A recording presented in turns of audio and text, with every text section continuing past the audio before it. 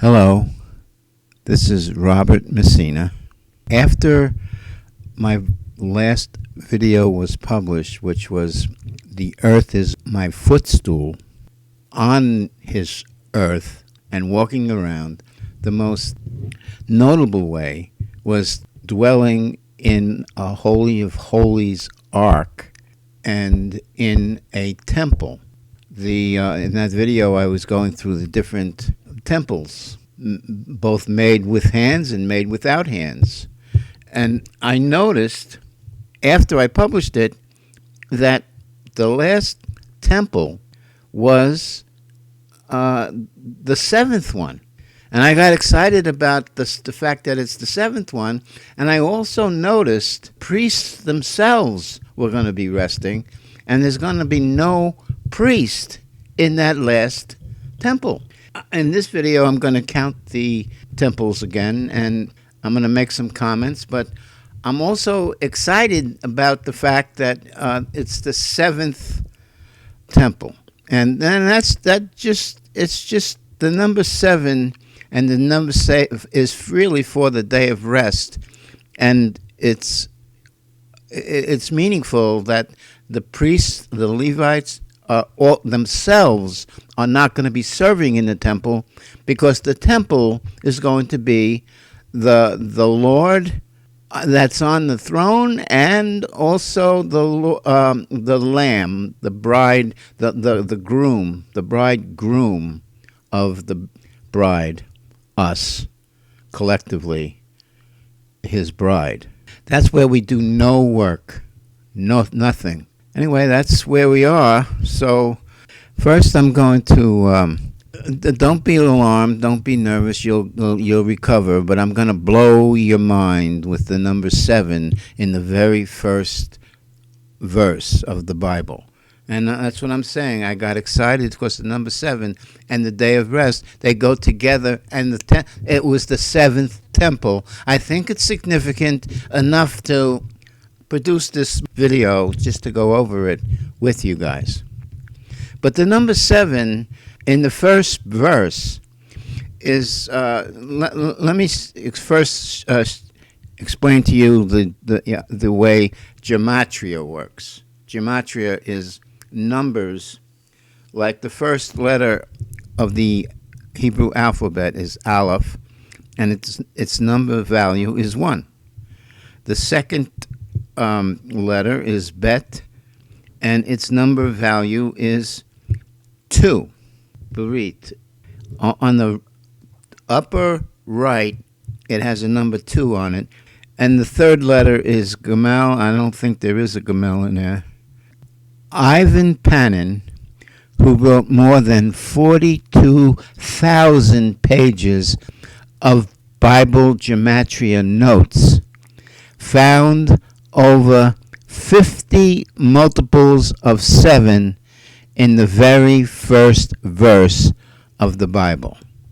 50 multiples of 7 in those 7 words. Okay?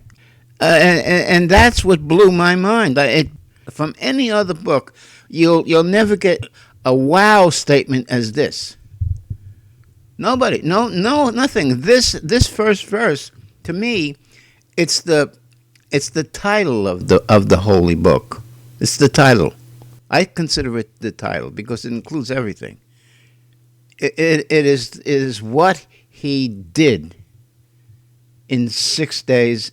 This verse doesn't include the 7th day, but the 7th day is included in the words that follow. So let's see here. The 7 words in the first verse of Bible have exactly 28, which is 7 times 4 letters. Okay? The gematria of the first and last letters of the first half of the verse is 42, which is 7 times 6. Now, 42 is 7, which is it's number of God. So Jesus is Son of God, and the number 6 is the number of man. He's also Son of Man. So the number 42 has the number of Jesus, according to Matthew, ancestors of Jesus, from Abraham to his stepfather Joseph, all kings, well, kings since David. The next one, the gematria value of the first and last letters of the second half is 91, which is 7 times 13. And you see 13 is 7 plus 6. So both ways, you get the 7 times a number that makes him sound like the Son of God and the Son of Man. Those are his numbers. The nouns have 14 letters, 7 times 2.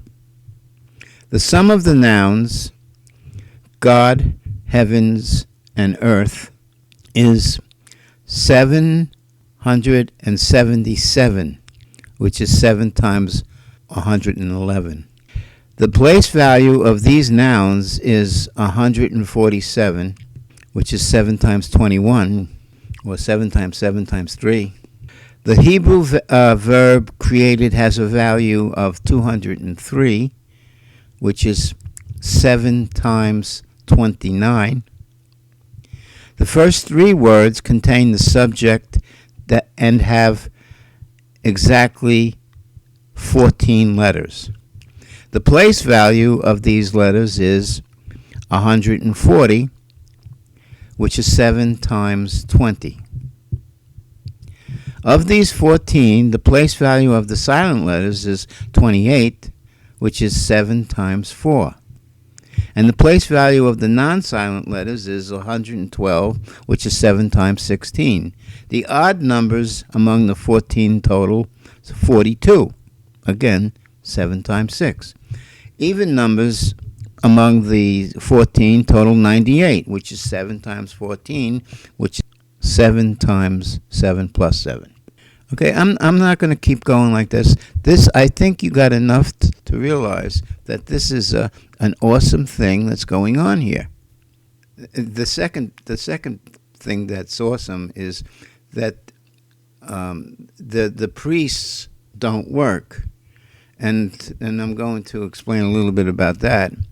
Numbers 18:20, and the Lord spake to Aaron, "Thou shalt have no inheritance in their land," their land meaning the people of Israel's land. "Neither shalt thou have any part among them," even though they were descendants of Israel, they weren't going to have any part. And this had to do when they killed a man because he defiled their sister Dinah. Simeon and Levi did that, and neither one of them were entitled to property. But if Judah allowed Simeon to have property of his property, and cities throughout Israel specifically for Levites. All right, so that's what was going on. "Thou shalt have no inheritance in their land, neither shalt thou have any part among them." But he says, "I am thy part and thine inheritance among the children of Israel." So what is their inheritance? Where is their land? Their land is wherever God is claiming to be his particular spot. They are going to live there in his spot where he lives. And he's going to be their inheritance. So the seventh temple is going to be the Lord and the Lamb, and the seventh temple is going to be within the new Jerusalem is plural, by the way. Let's start counting them. So the first temple was in a tabernacle. 2 Samuel 7:6. "Whereas I have not dwelt in any house since the time that I brought up the children of Israel out of Egypt, even to this day, but have walked in a tent and in a tabernacle." This was God's reaction to David, who wanted to build him a temple. And he basically denied David because he was a man of war, and he allowed Solomon to build it because he was he was a king of peace. He had 40 years of peace that he reigned over Israel. And David provided that peace. He inherited that peace from his father David. The second one is going to be Solomon's temple, and everybody knows about Solomon's temple. And that was the second temple. That's all. And then it's basically the same thing about the third temple, which is Ezra's temple, because the first temple, Solomon's temple, burned. 70 years later, they got the command from Cyrus to go and rebuild the city and your temple. So they were happy, and God allowed them to return to Jerusalem and to build the temple again. So many years went by, and in the 70-week prophecy of Daniel, he says 70 weeks total will be upon your holy people and your holy city. When he said that it has to be upon your people and your holy city, that meant that God had to be dwelling there. God himself had to be dwelling there. From the command until Mashiach shall be 7 weeks. Okay? Which is 7 times 7. And 7 what? 7 days, 7 months, 7 years, or 7 decades. And the number that works is 7 decades. That makes it 7 times 70, which is 490. So 490 years later, it brings us to 46 BC, and we have to wait another 40 years. There's a breach of promise that happens. There's a 40-year gap. There has to be a gap because otherwise you don't know when the decades start, and another time element starts, and another time element for the 62 weeks. And when from the time he is born, 40 years after the 490 years, which is 6 BC, it's exactly 62 weeks of months from the time he was born in 6 BC to the time he rose, which is 30 AD. Okay, from the time he rose, that's 69 weeks now. We got one more week, and remember, that week has to be in the holy city. And the only time that the holy city works is when Jesus comes back. Because it was from the day he was born to the day he went up. And now, once he went up, it's not a holy city anymore. The temple is going to be destroyed. There's no high priest in there anymore. Nothing. It's abandoned for 40 years. And then it's completely destroyed.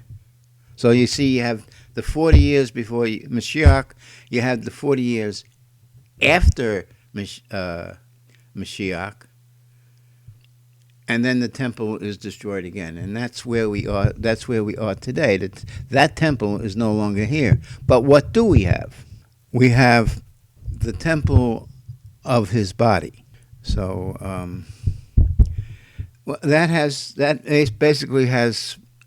I have to show you 4 different slides here to explain the temple of his body, because it begins with the day he was conceived within Mary.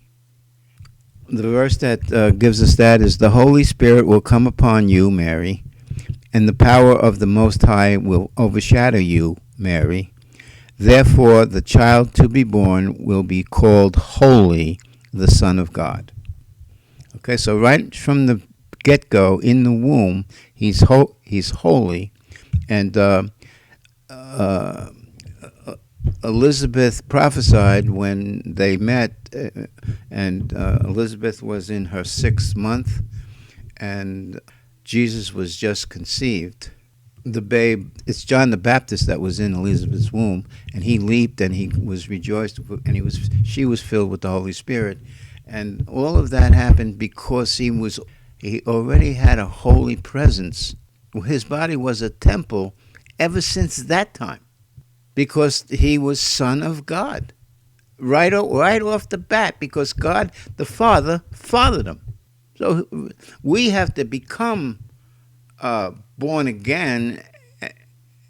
We're born in sin, and the sinful man grows first. He grows first.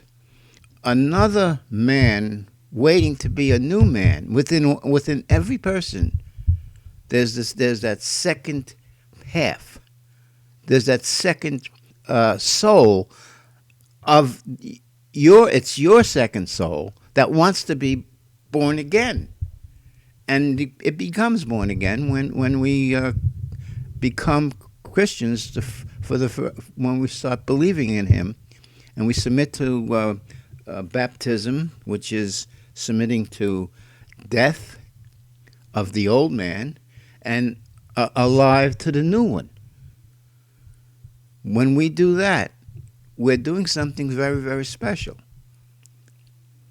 And when we receive the Holy Spirit, that's when we're fully born again as Son of God. Okay, so getting back to the Lord's body as the temple as he's growing up, all right? Let's go to John 2:19 and 20. He says, Jesus answered and said unto them, Destroy this temple, and in 3 days I will raise it up. Then said the Jews, 46 years was this temple in building, and wilt thou rear it up in 3 days? But he spake of the temple of his body. Okay, the third slide here for this temple of his body. Ephesians 2:21 through 22. In whom all the building fitly framed together grows into a holy temple in the Lord. That's us. That's where, he builds his house upon the stones that see Jesus as the bread of life, the author of life, the giver of life, and the one that has eternal life to give. When you see that, as Peter did, Jesus changed his name from Simon, which means hear. Simon heard him. Simon knew who he was, and Simon agreed that he had words of life, and we could not leave him. We must follow him. And that was the very first living stone upon the many, many thousands of living stones that are amongst our temple today. Okay, the fourth slide here is in Revelation 11, verses 1 and 2.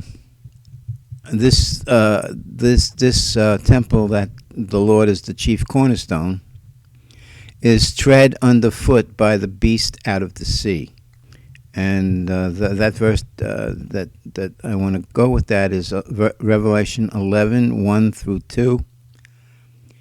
And there was given to me a reed like unto a rod, and the angel stood, saying, Rise, and measure the temple of God, and the altar, and them that worship therein. But the court which is without the temple leave out, and measure it not, for it is given unto the Gentiles, and the holy city shall they tread underfoot for 42 months. Now that 42 months is the first half of the 7 years tribulation period. That is when it says there, the Gentiles will tread on the holy city. We are the holy city, even though we're all over the world. We're still fitly framed by the Spirit of God, because the Spirit of God is all over the world, and He's the one who has us in mind, and He has our stone in place in the grand temple of the Lord, where the Lord is the chief cornerstone. Okay? So this is the fourth one, and we are in the first half of the tribulation period right now. And we're going to be in the second half as well, within that same temple. And that temple is going to go away when we don't need it anymore. And we're not going to need it anymore in Ezekiel's temple, when we're out of the tribulation and the seventh trumpet has already come. But what's going to be happening here is that the temple, I call it the temple of the red heifer, and I also call it the temple of the beast that comes out of the earth, which is the second beast. While our temple is being trampled upon for the first half of the tribulation, by the time it gets to the 1290th day, which is the exact middle of the 7 years, that is when Antichrist the man defiles the temple that was being built the whole time. So, in other words, I see it as when the first seal is opened, it begins the taking away of the daily, which is the Jews are not allowed to pray at the or the Harbayit or the Kotel. They're not allowed to pray at that wall anymore, and that's going to be just part of the agreement that is going to be made. It's not a good time, but the thing that's going to cheer rabbis is that they're going to be allowed to build their temple. They have the red heifer. They have everything in place. All they need is some kind of agreement, and the agreement is going to be, okay, we're not going to.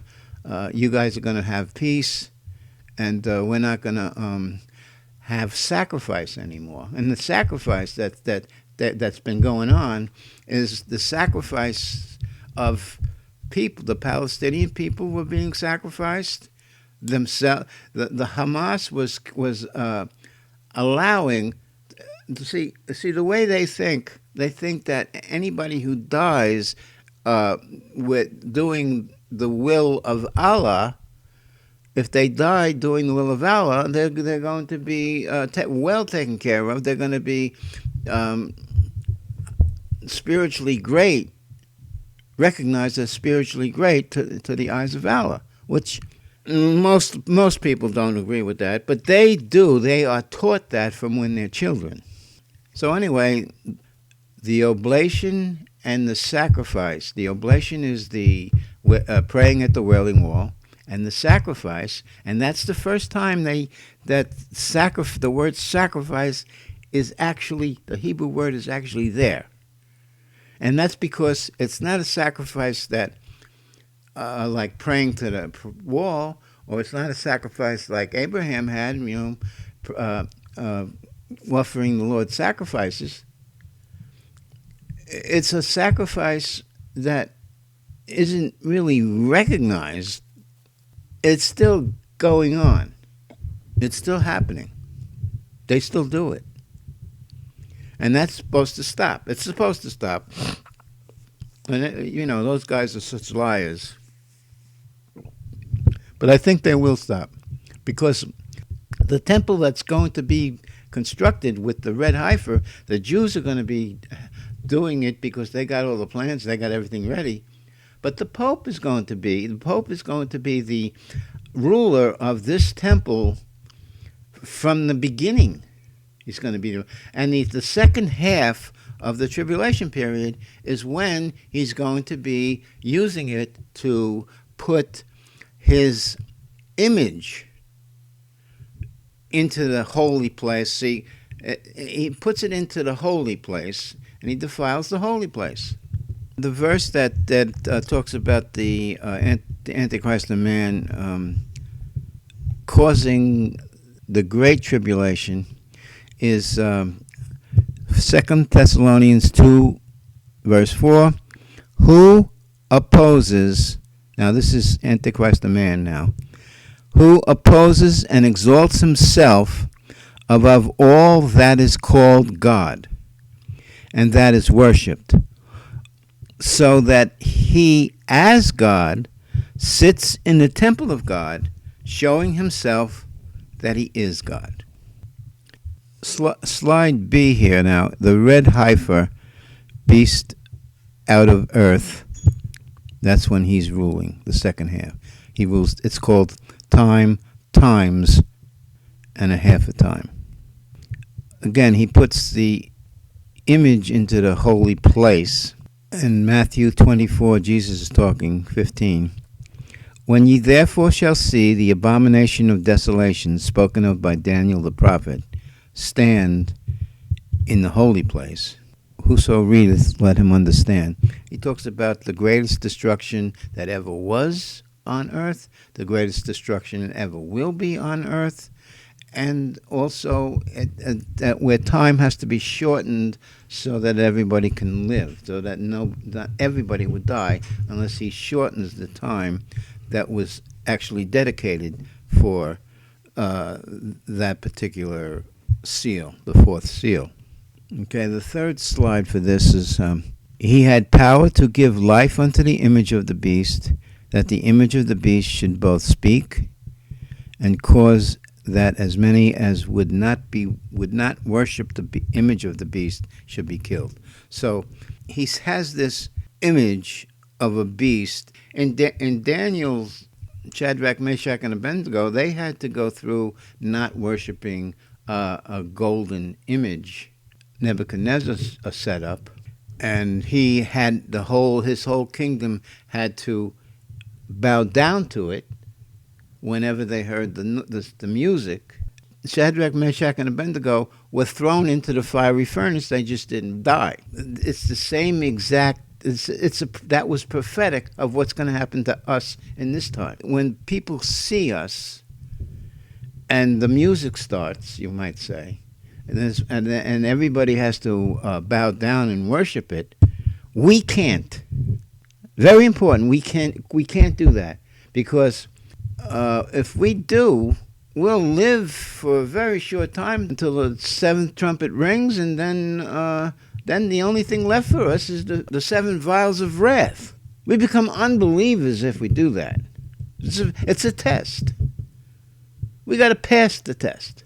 Once the seventh trumpet sounds, time stops, we resurrect, and the 1,000 years begins. The red heifer temple is done away with. I know that because that's when we have the Ezekiel's temple. If you're still thinking that the red heifer temple is the same thing as Ezekiel's temple, let me remind you that there is no place on the area where that Dome of the Rock is, where the Wailing Wall is, all that whole area, there's not enough area up there to put Ezekiel's temple.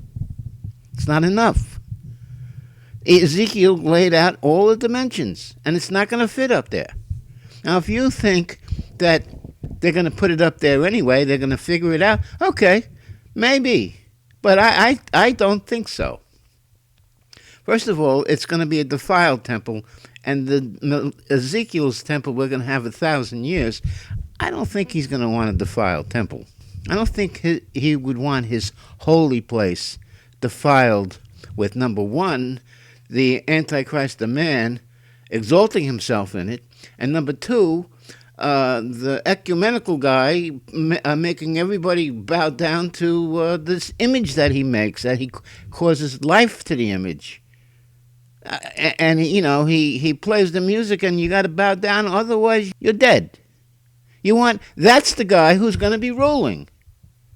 So if you still think that it's going to be Ezekiel's temple with the red heifer and all of that, I'm just going to say I disagree.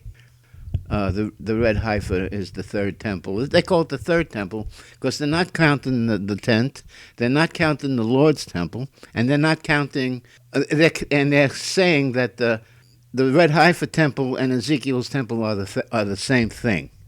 That's why they're saying that's the third temple. They're using that term, the third temple. That's when also both the first beast and the second beast of Revelation 13, both of them get thrown into the lake of fire right before the 1,000 years begins. The Satan himself, he's bound in chains and he's thrown into the pit for 1,000 years. He's going to be back, but he's not there the entire 1,000 years. So I just know that's defiled temple is not going to be the temple. We are going to have. That was prophecy. Ezekiel didn't prophesy this for nothing. It is going to happen, and it's not going to be the first temple right before the temple right before it, the red heifer temple, the Pope ruling everything. That isn't going to be, and he's going to allow Muslims, and he's ecumenical. It doesn't matter what your faith is, as far as he's concerned. It's there's many roads to heaven. And Jesus says, "I am the way, the truth, and the life. No man comes to the Father except by me." So there's a distinct doctrine of how to be saved, who to be saved by, and who God is. And the Pope just don't have it. He just doesn't have it. And he's going to be, to me, he's the false prophet. He's the false prophet, the man. The false prophet is a beast, though. So a beast means that it's more than one, way more than one. And there's way more than one Antichrist of the United Nations. Look at how many people run the United Nations. And there are people funding the United Nations. So so all of those people that are funding it, listening to it, obeying it, obeying Antichrist, the man who I think is Prince Charles, all of that is going to be done away with. They're not going to, they are short-lived. I'm going to be backing up some of the things I'm saying. Start with Daniel 8:11. Yea, he, now that's Antichrist the man, magnified himself even to the prince of the host, that's Jesus, and the host is angels. And by him, Antichrist the man, the daily sacrifice in italics, it's not there, was taken away, and the place of Jesus' sanctuary was cast down, trodden underfoot. That's Daniel 11:31. And arms, or an army, shall stand on his, AC, the man's part, and they shall pollute, causing that pollute is causing a falling away of the saints of Jesus' sanctuary of strength.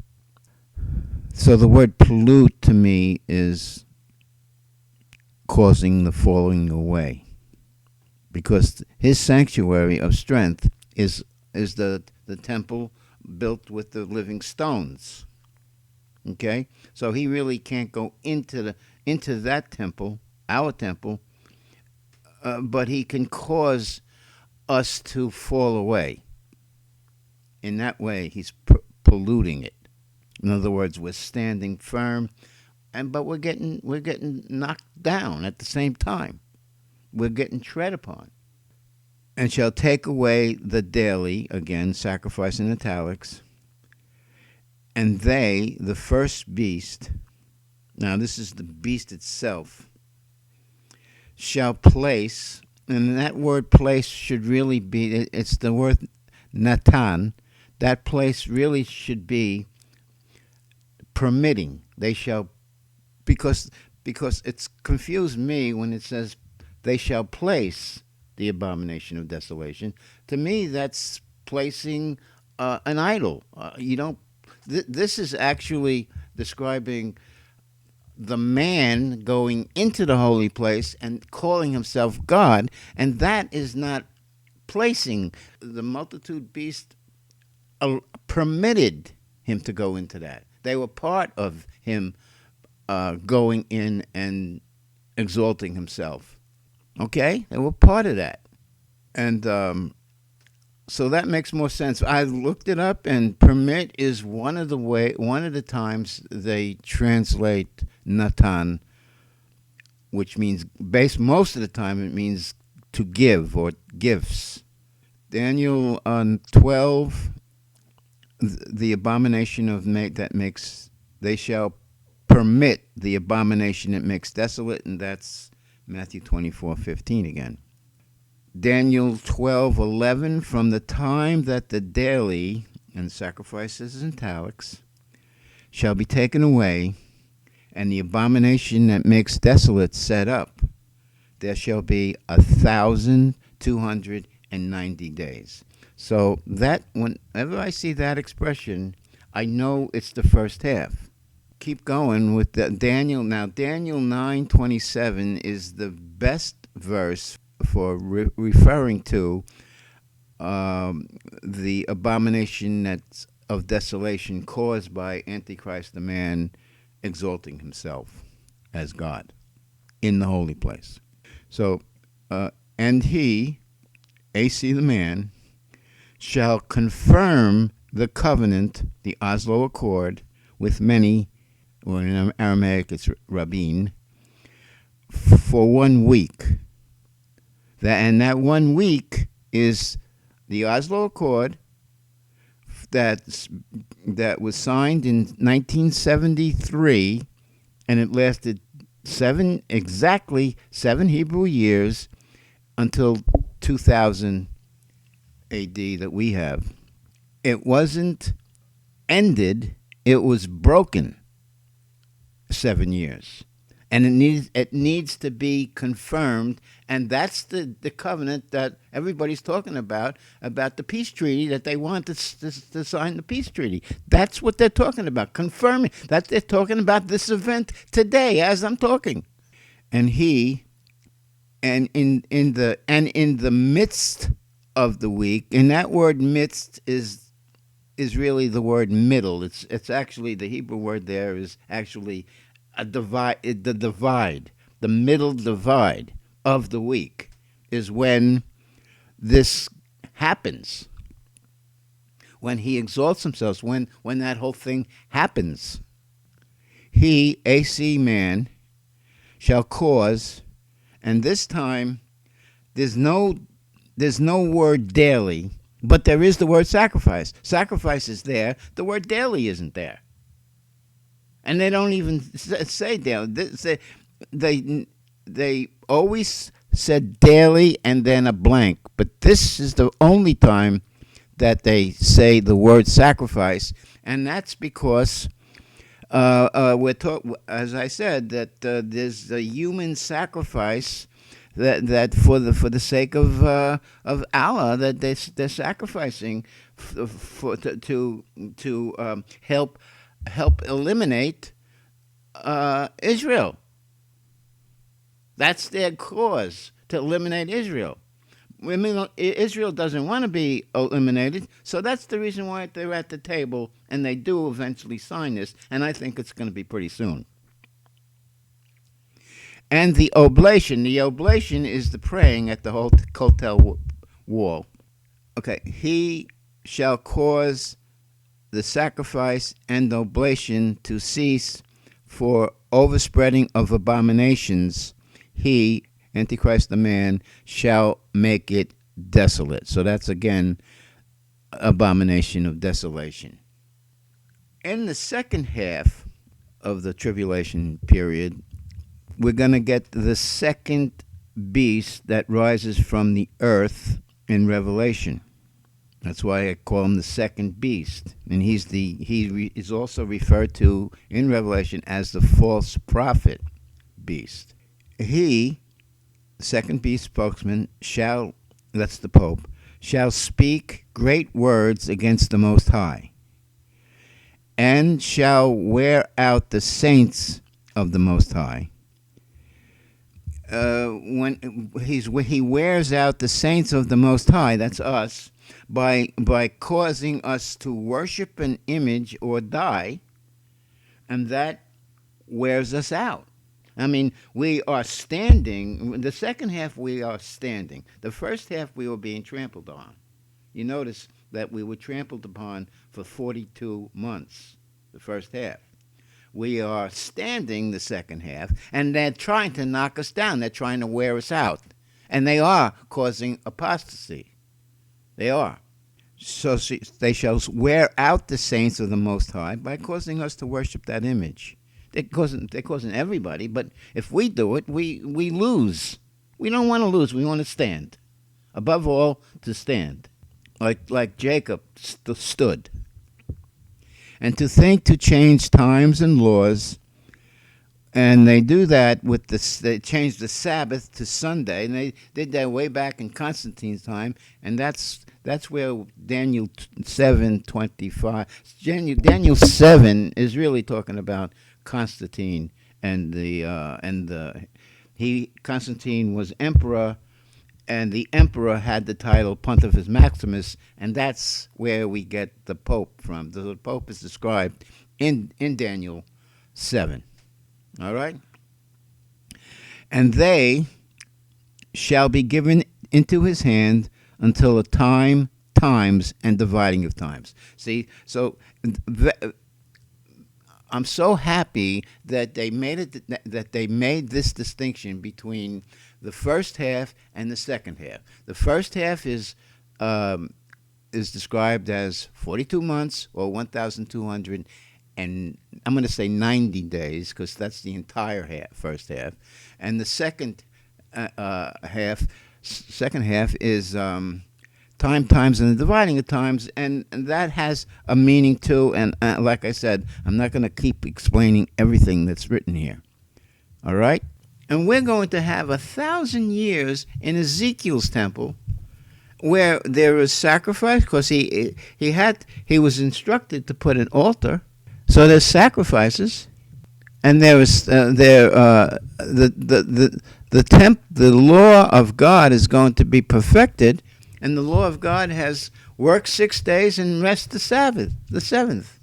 And we know there's going to be work because for 7 months we have to bury the bones that from the Battle of Armageddon, where the Lord slew all of the enemies that came to take over Israel. All of them. He came back with sickle in his hand, and he harvested the grapes of wrath. And he does it again, actually, after the 1,000 years are up. Satan does the same, makes the same exact maneuver of gathering people and making people come and help destroy Israel again. He does it again. He goes, there's 2 of them. So anyway, the 7th one, as I'm saying, after Ezekiel, after the 1,000 years, we go from the engagement stage to the actual husband and wife stage. The bride goes from being engaged to husband and wife, where New Jerusalem comes down prepared as a bride. Revelation 21:22. And I saw no temple therein. So now there's no temple, okay? No temple in Jerusalem. Wait a minute, hold on. For the Lord God Almighty and the Lamb are the temple of it. Okay, so there it is. Now, this is the seventh day. This is the day of rest. Nobody's going to be doing work. The seventh day of God. We are in the seventh day of God. We all rest. God rests. The Lamb rests. The bride rests. The Levites rest. There's because they couldn't, if they wanted to serve him, they couldn't serve him in the temple. Let's put it that way. Because if they served him in the temple, they would have to go inside his body. And he is going to have a body. You're not going to be able to go into his body anymore, like we are now. I mean, we are in him and he is in us. Abide in me, he says. When he says abide in me, he's talking spiritually. So spiritually, yeah, we can abide with him. When we're going to be abiding with him forever. That's going to happen. But we're not going to be able to go in and service as men serve him now. We're not going to be able to do that then, in that day of rest. You can't go into his body. That's what I'm saying. He's going to have a body, and his body is going to be, I think his body is going to be spirit. But even if his body is spirit, you can't go into his body as a spirit. You just can't. But you can talk to him. You can go around him. You can see him. You can talk. You can abide in him in spirit. It's complicated. It all seems natural to me that there were 6 physical temples, and the 7th one is a spiritual temple. It's the Lord himself as his temple, like he was like the 4th temple. In the 4th temple, it was his church that was called out. Anyway, that's all. That's the end of it. I don't have anything more to say too much. And shalom, everybody. Jesus loves you. Bye.